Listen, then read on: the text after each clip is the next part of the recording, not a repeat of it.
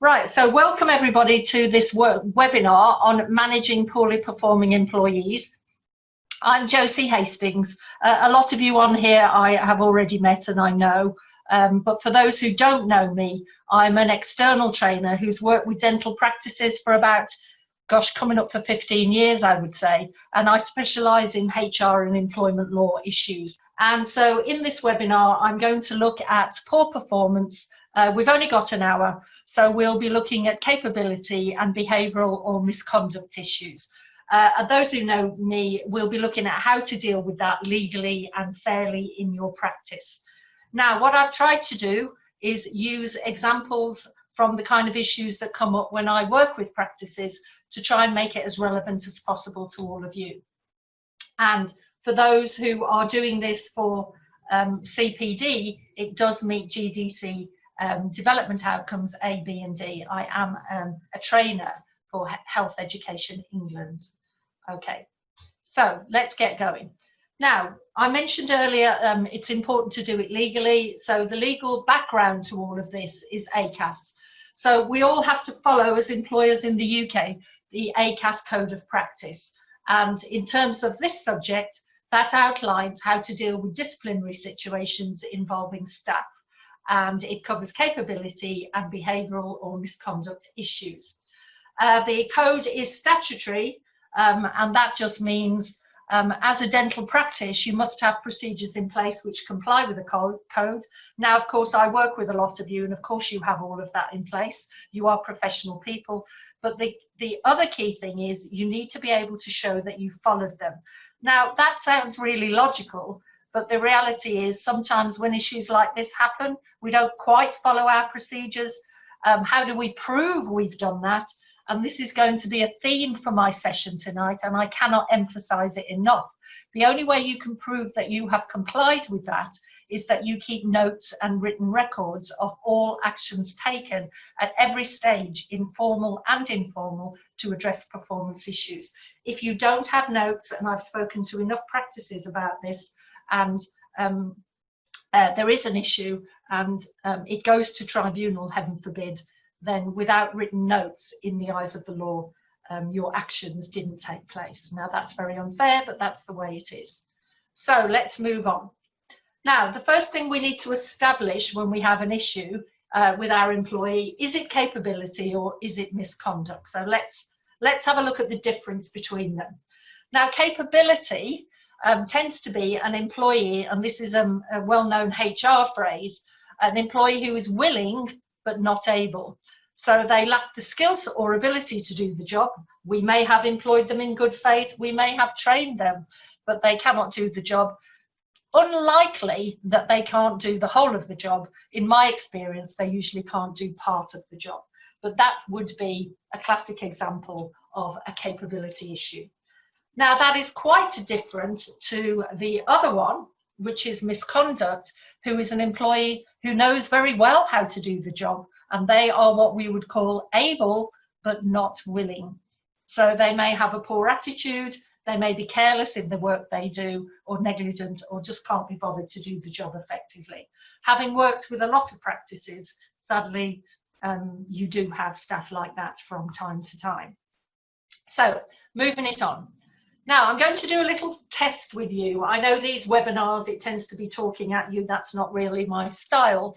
So I'm going to run through a few scenarios with you now of typical things that have happened in practices. So let's have a look at my first one.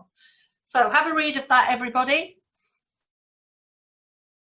We've introduced a process supported by training, but we have a receptionist who you will be meeting later. We're going to explore this one, who makes small errors when updating notes and patient records, which causes confusion for other staff. Now, I'm going to have a quick look in the chat box. Yeah, it's capability. You're absolutely right. So let's move on to the second one. Right, a nurse is late for work regularly because of problems with her 2-year-old child. What's that? Misconduct or capability, would we say? Because, yeah, we get confused sometimes when it's issues around children and so on, and we think and we think that because it's their child, it's perfectly all right, they're not capable of coming to work. But that would be viewed as a misconduct issue legally. Right, let's move on to the third one. Can you all see the screen now? Right, we have a practice is busier than usual. A long-serving receptionist takes much longer than other staff to deal with patients in person or on the phone. Now, what would that be? This is somebody who's worked for us for a long time. What do we think? Capability or misconduct? Capability.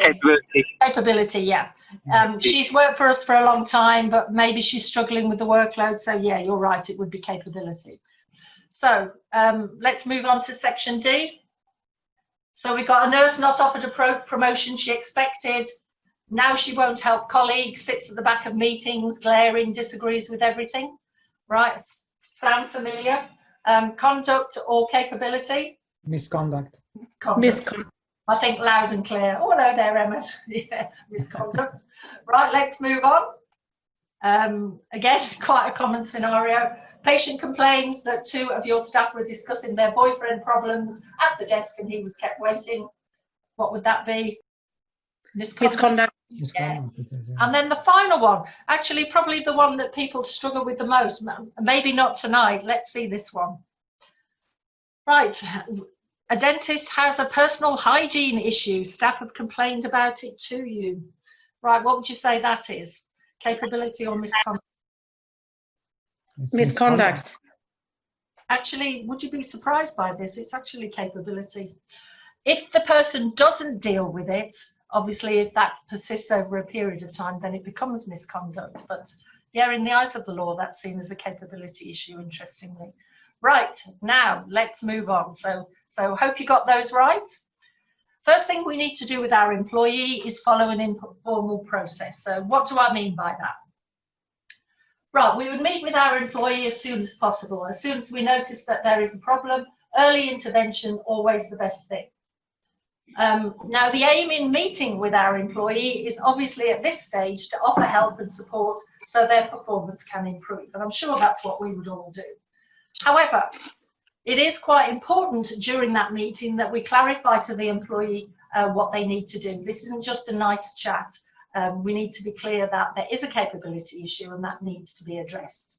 The next point, we would obviously need to say this tactfully, but the employee needs to be aware that it is a serious issue, and if there is no improvement, it could lead to disciplinary action. So,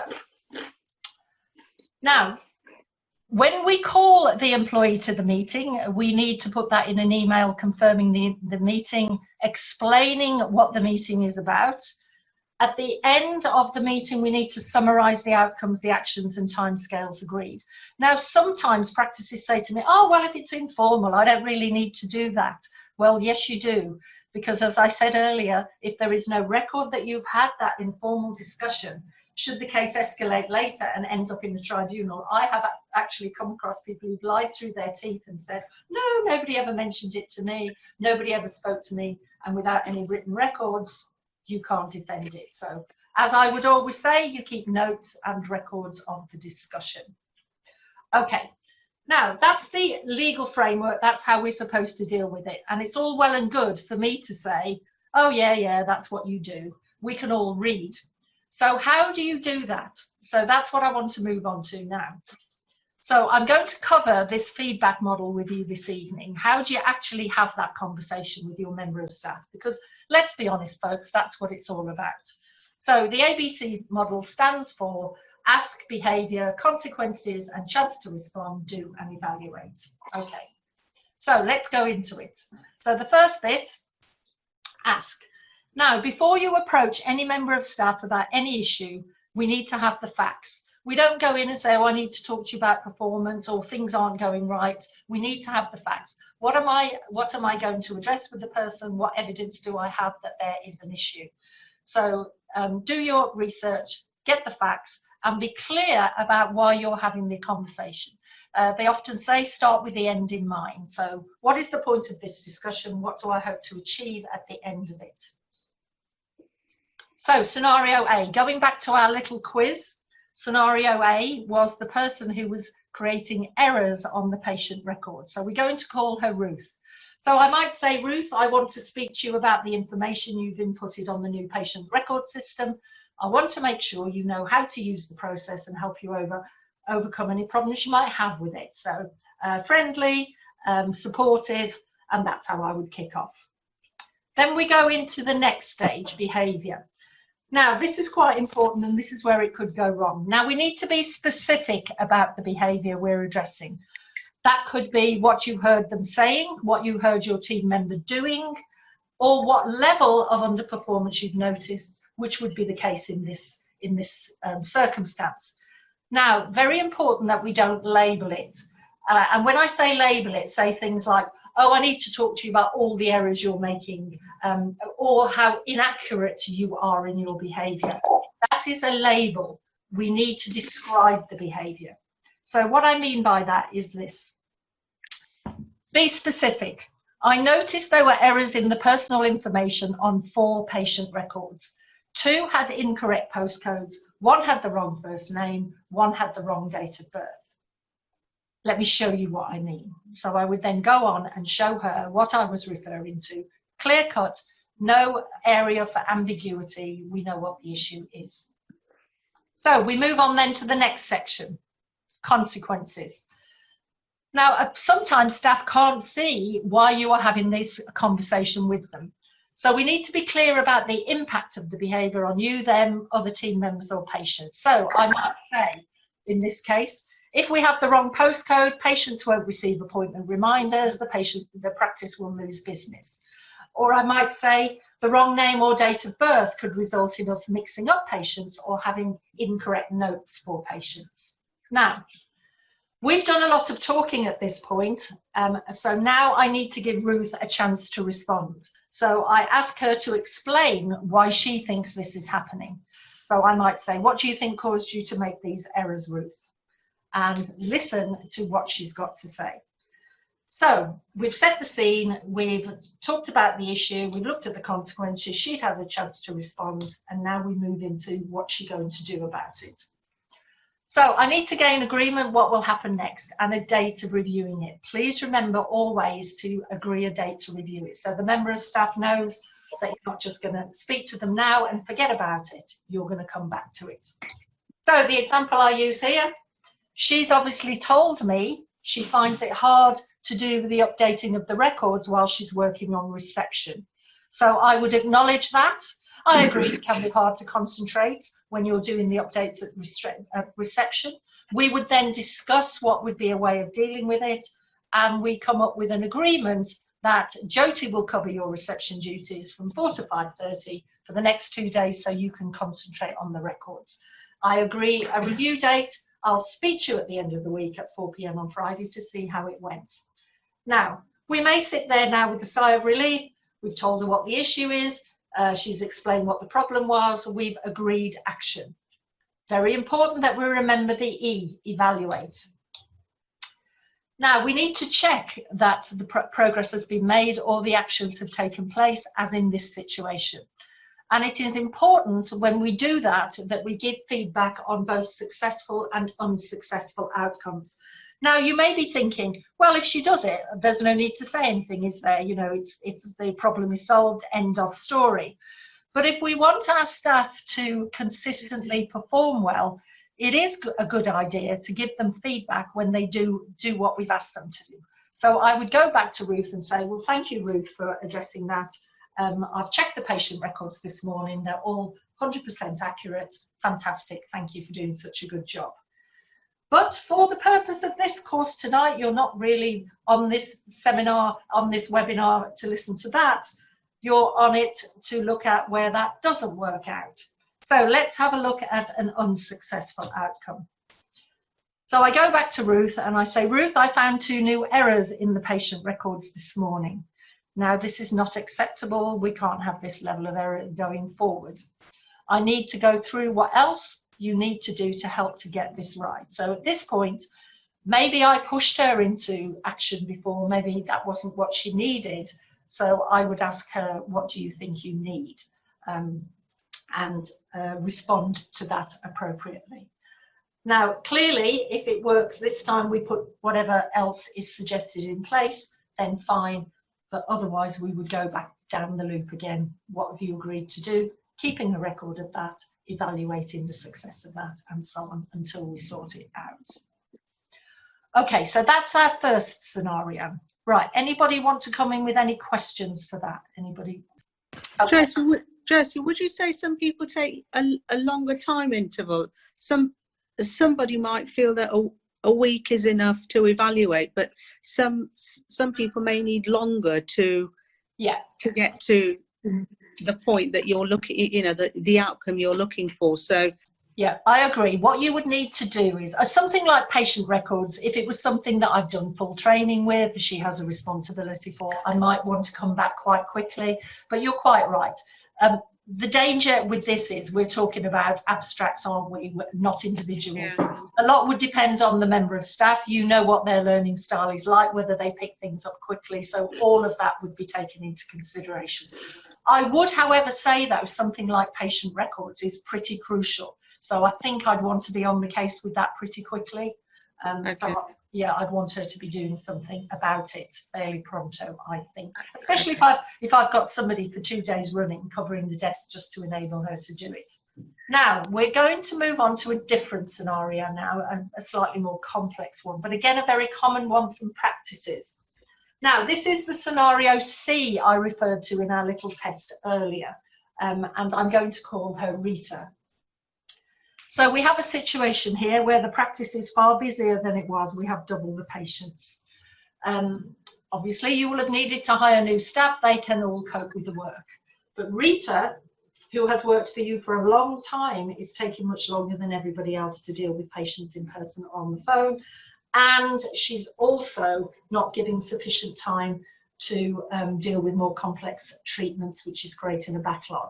Now, a bit like the patient record one, this is not something that we can just leave for a long time. We might need to be addressing that fairly quickly. Now, I'm not going to go through the ABCD thing with you on the slides again, but what we would do is get our evidence. We would call Rita to a meeting and have clear evidence of what we are talking about in terms of not giving time for appointments, in terms of her rate of dealing with patients compared to others, so we have the facts in front of us.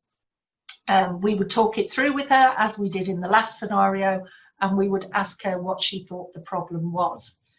Now, last time we talked about putting things in place and getting agreement as to when she would achieve it.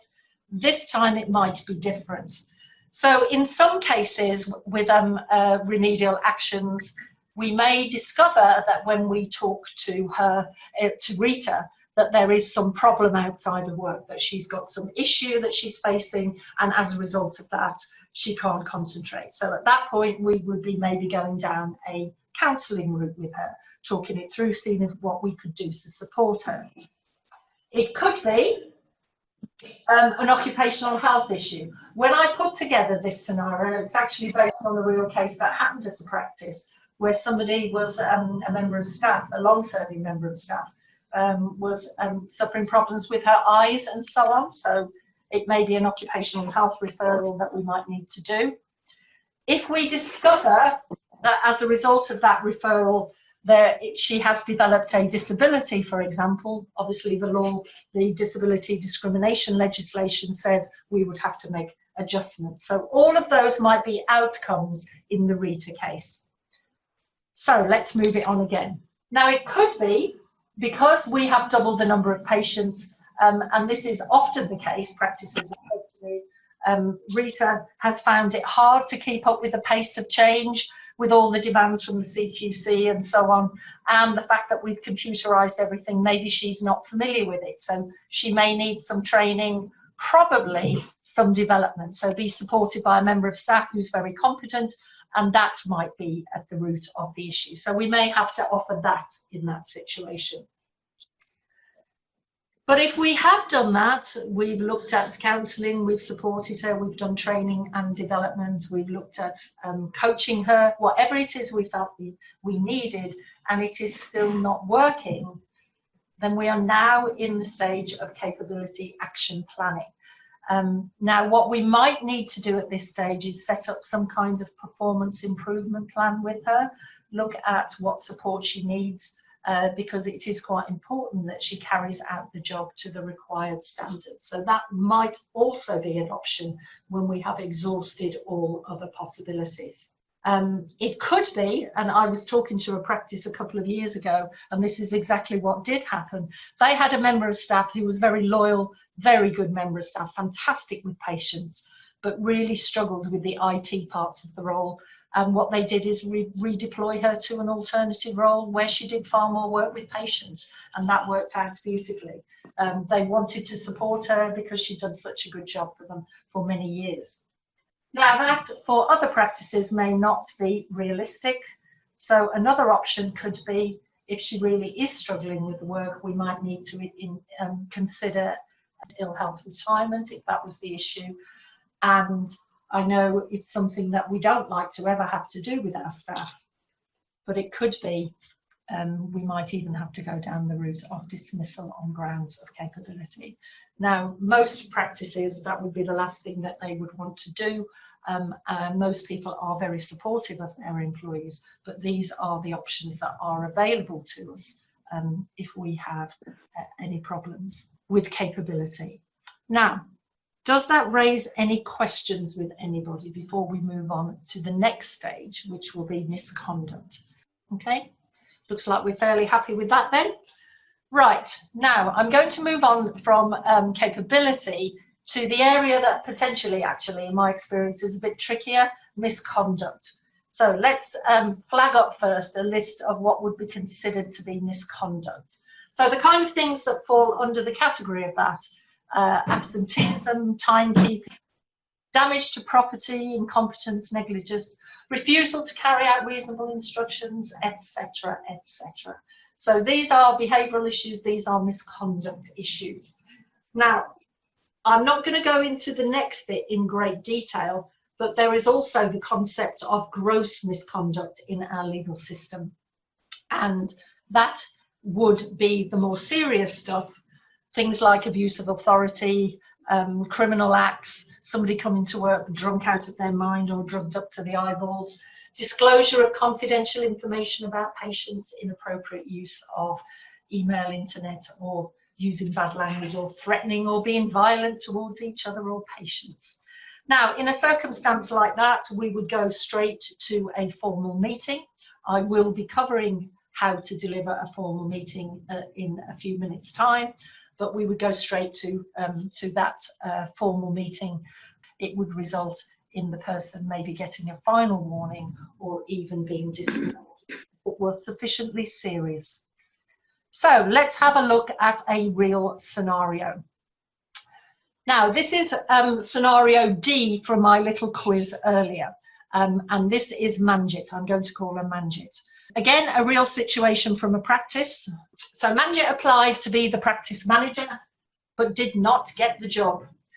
Now, she had expected to get it because she had acted up for 6 months when the practice manager was on maternity leave a year ago, and because she didn't get it, her behaviour has changed dramatically. She won't train or even help colleagues. In staff meetings, she sits at the back, glares at you, arms folded, won't contribute, only chips in if it is to disagree with a suggestion made by you or other staff.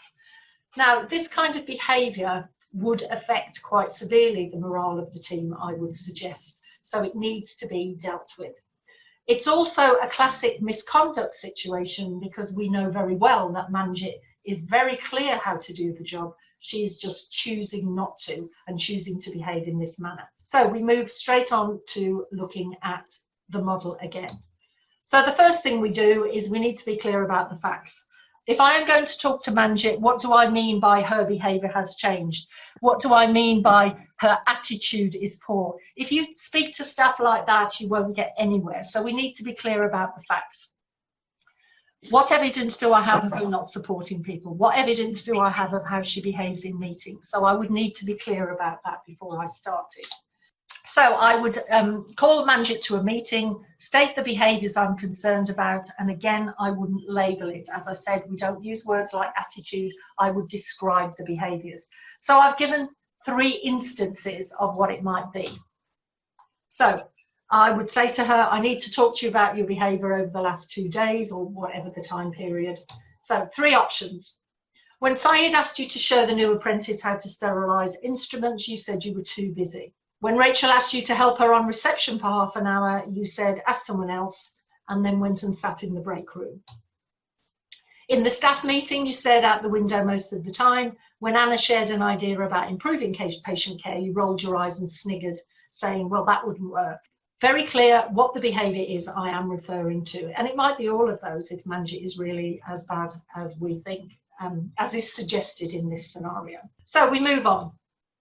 I then explained the impact of her behaviour. What are the consequences of this? So let's go back to Syed.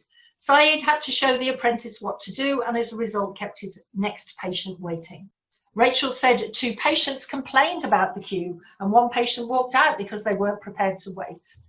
And then finally, Anna said she was humiliated when you laughed at her suggestion in the staff meeting, and she doesn't want to work with you in future. Now, at this stage, we would clearly be asking for a response from Manjit. I wouldn't throw all 3 things at her. I would speak to each issue one at a time. But we would see what she has to say about that. Then we would gain agreement from Manjit as to what she will do and agree a date when we'll review that.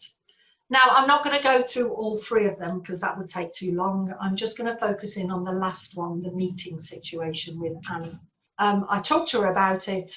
She accepts that in the meeting it wasn't really appropriate. Okay, you agreed you'll apologise to Anna for laughing at her suggestion, and you've promised me you will do that today. And in future meetings, if you disagree with an idea from a colleague, you will explain why in a respectful manner. We have that agreement from her. I would keep a record of that. I would finish with, I will follow this up with Anna tomorrow, and then I will come and talk to you about it. We evaluate. So I check whether Manjit apologised to Anna, and I give feedback on successful and unsuccessful outcome. If she did do it, I can say, well, thank you for apologising to Anna. I really appreciate you taking action immediately. Again, acknowledging that she has done what was agreed. But for the purpose of this course, let's have a look at where it doesn't work out right. I spoke to Anna yesterday. She said you apologised, but then you called her a sneak for speaking to me about the meeting. Then you told 3 other staff what happened, breaking confidentiality. This is unacceptable, Manjit, and I will be taking it further. We have got a situation where she could have dealt with it. That would have been the end of it. She could have apologised. We could have moved on. But clearly that has not happened, and we need to go to the next stage.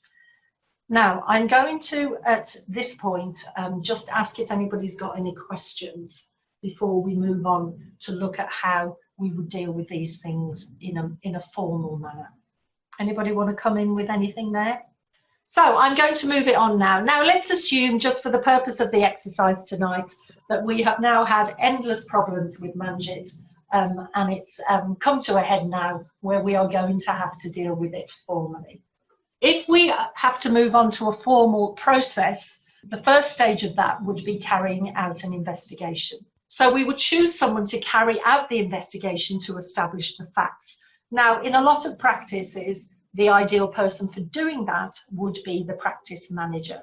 They would carry out the investigation. They would look into all the incidents, any evidence they've had, speak to any witnesses about the behaviour that has been going on, and so on. When the person has completed their investigation, they would present that evidence to the person who is overseeing the disciplinary process. Now, ideally, when we get to the formal stage, we should have 1 member of staff carrying out the investigation, and then they pass that evidence on to the other person, probably one of the dental partners at this point, to oversee the process. So they would present their evidence to that person, and the next stage would be that person would decide if there is a case to answer. So they would look at all the evidence presented, the witness statements provided. Is there a case to answer? Do we need to move this on to a disciplinary? So for the purpose of the reason why we're here tonight, we're going to assume there is an issue. At that point, I would invite Manjit to a meeting, informing her that it is the first stage of the formal process.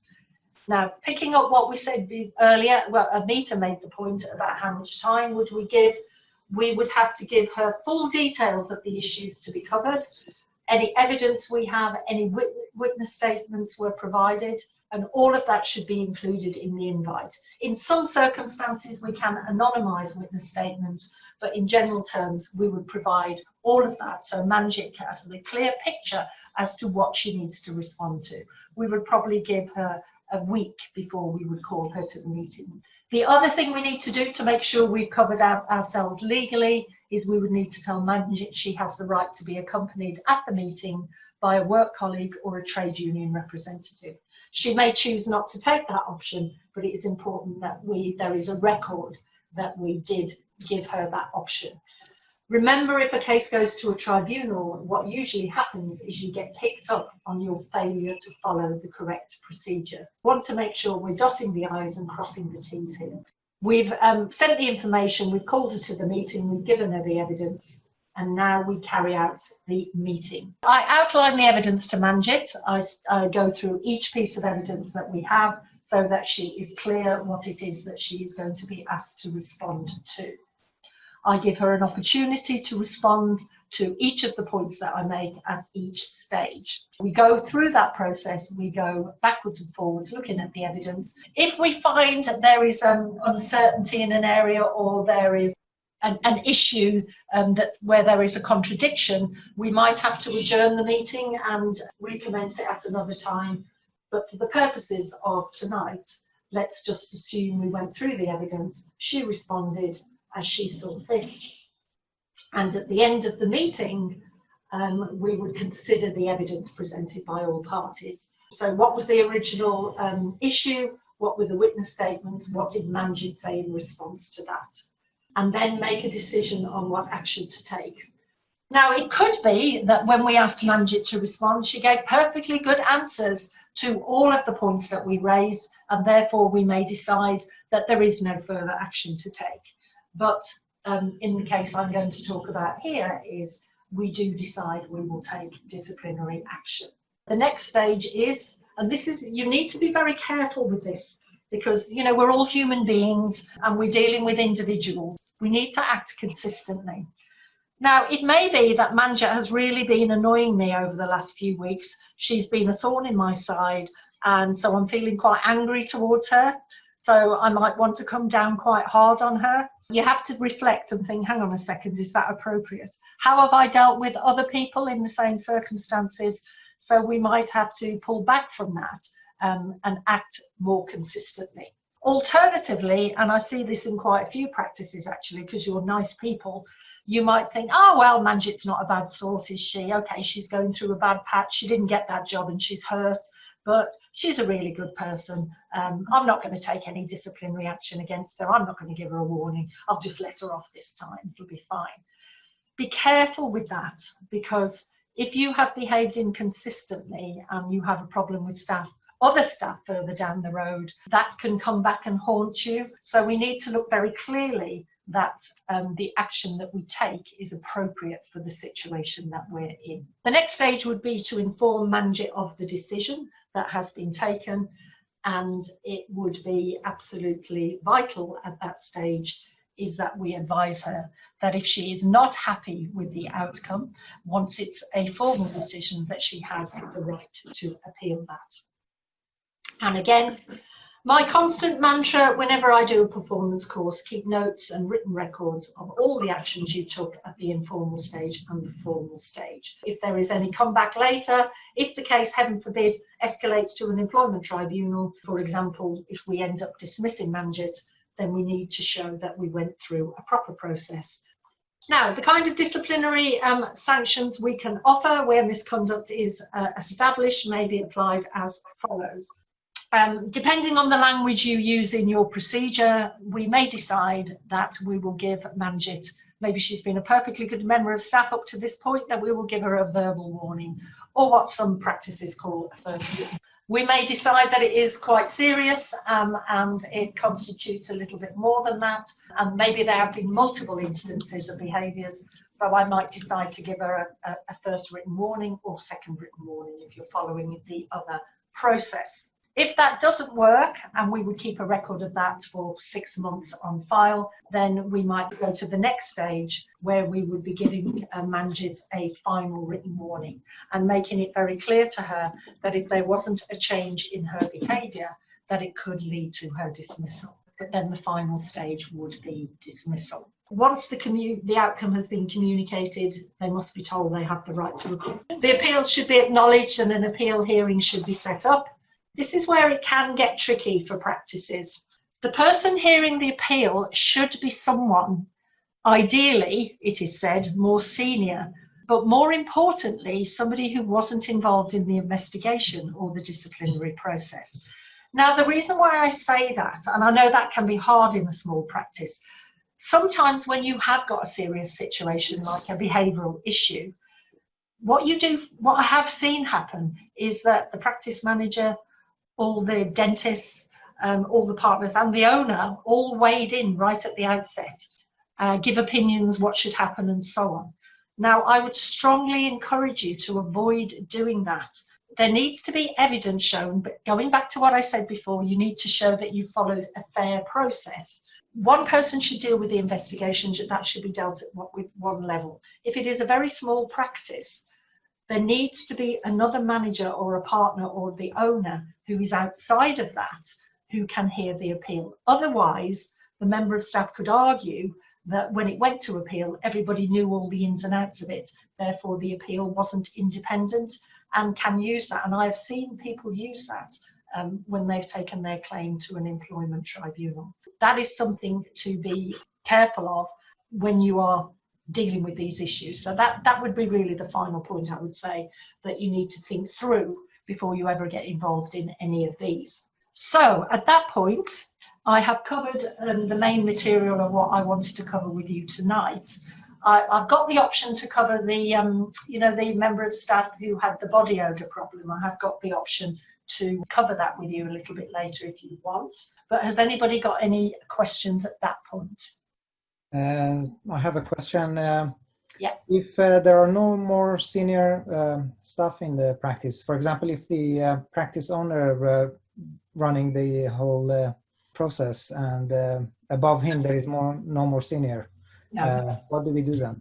Well, that's where the issue comes in. That's why I would say, if it is possible, that the investigation and the early stage where we look at the disciplinary is done by somebody else. So if there's two dentists in the practice, one of them would look at the investigation and then the other one would come in on the appeal side, if that was possible. So the practice manager might investigate, one of the dentists would be the person who would oversee the disciplinary, and the other dentist would keep out of it until it went to the appeal stage. In that way, you can show some independence. I think what often happens is, though, everybody knows everything right from the very first incident, and that can cause you problems. It's just a word of warning, and I see it all the time with practices. I mean, most cases, and nowadays we are relieved that most cases don't go to tribunal, but it is a concern I've always had, that you need to keep an independence if you're going to say it was a proper appeal process. Do we need to train the dentist before the whole process starts? Train the dentist to do the disciplinary? Yeah. Do they need some sort of training, or in-house, or or send them to somewhere? It's a good idea to do that. I mean, you can look at stuff on the ACAS website and stuff like that. That all works very well. But yeah, they would. It's a good idea that we talk through how they do that, how they carry out that investigation process. It's very easy to say, oh, investigate, find the evidence, find the facts, but it's trickier in real life to do that than we think. And remember, most dentists or most practice managers aren't doing this day in, day out. We just need to make sure that that they get some kind of support in doing that, I would suggest. Thank you.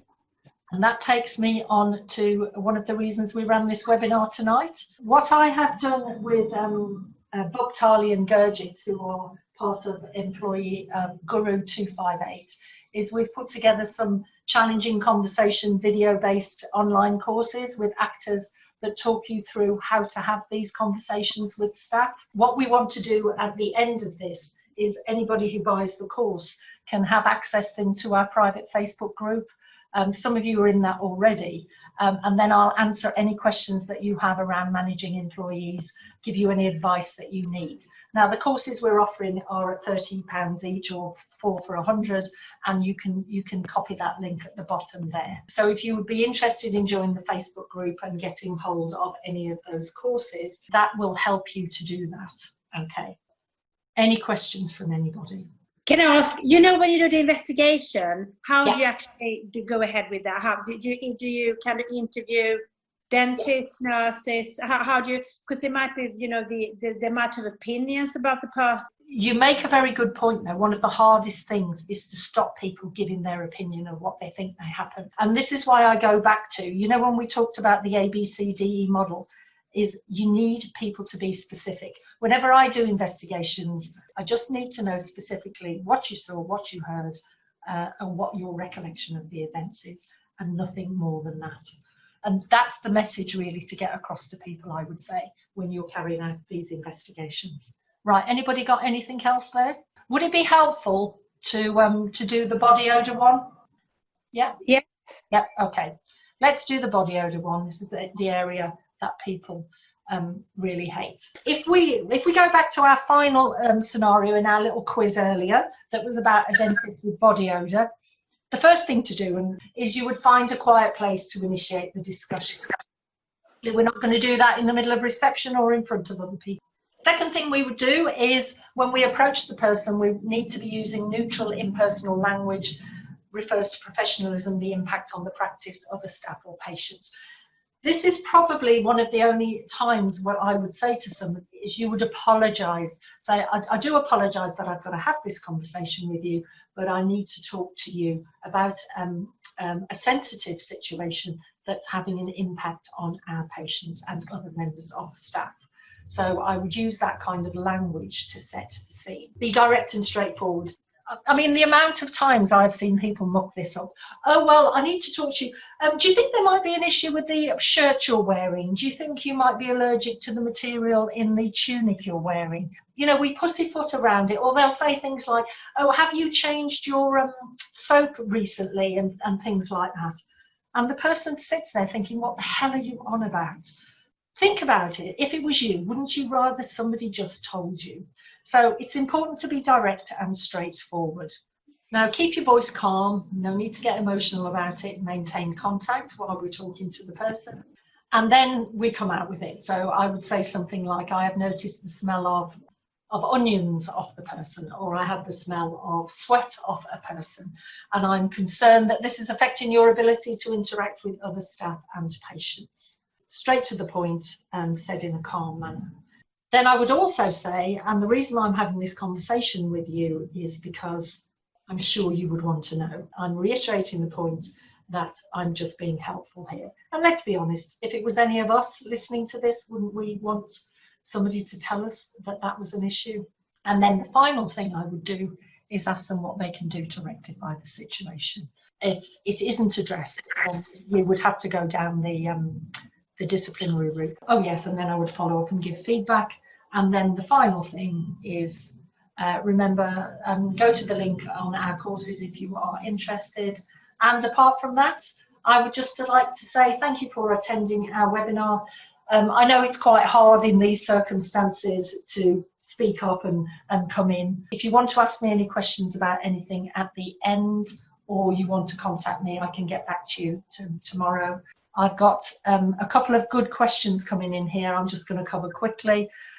We've got a receptionist who undermines me all the time. I'm a dental associate. How should I deal with it?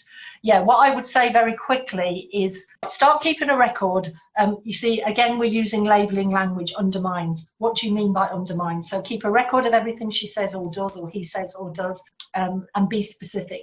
Then I would go to the practice manager and talk through those examples, saying that as far as you're concerned, that is unacceptable and you would like it dealt with. Okay, folks, I can't see any other major question there. Let me have a quick look. The person who got in touch with me about the receptionist undermining them. Yeah, if you want to email me, I'll give you a bit of more detailed information. Okay, I will finish there for tonight. Thank you so much for so many of you turning up. I really appreciate it. I'll speak to you soon, I hope.